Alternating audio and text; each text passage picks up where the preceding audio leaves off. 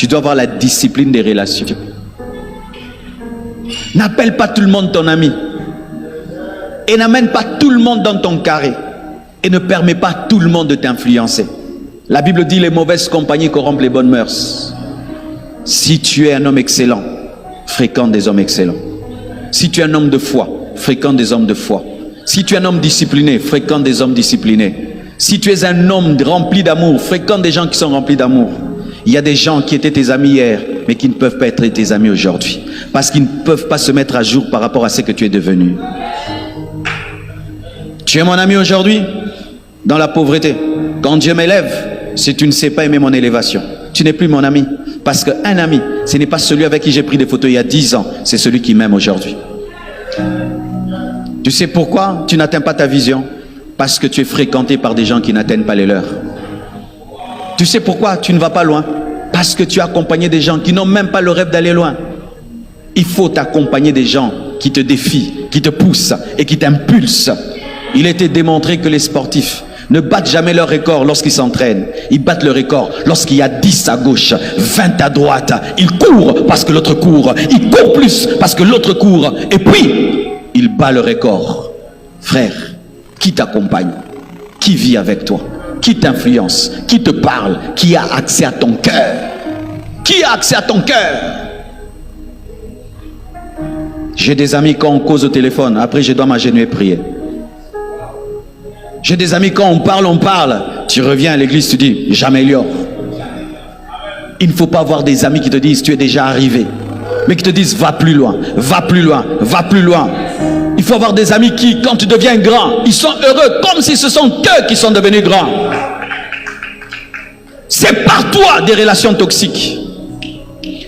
C'est par toi des personnes qui sont dans la bassesse, qui n'ont qu'un esprit de te ramener dans des choses inutiles. C'est par toi. Oui, c'est ton droit.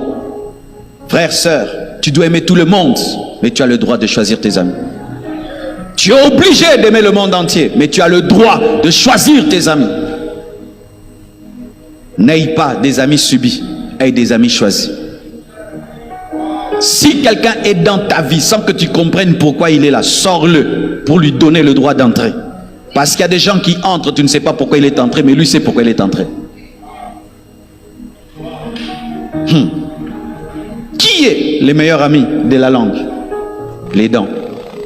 Mais si le corps tombe malade, qui va blesser la langue? Les dents. Tu n'as pas compris, je répète. Les meilleurs amis de la langue, c'est qui? Les dents. Mais si le corps tombe malade, qui mord la langue?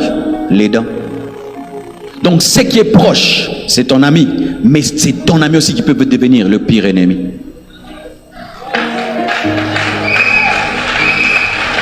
Lorsque quelqu'un se mord la langue, eh bien la douleur que la langue ressent est terrible. Mais qui vient de le faire? Celui qui est à côté. Mais quand le corps est en bonne santé, regardez comment nos dents évitent notre langue. C'est pourquoi tu dois veiller sur qui est proche de toi. Parce que si tu ne veilles pas, le jour où la maladie entrera, la personne te fera très très mal. Arrêtez de vous confier à n'importe qui. Arrêtez de révéler vos secrets à n'importe qui. Arrêtez de dire tout à tout le monde. Parce qu'aujourd'hui, il ne te fera pas du mal.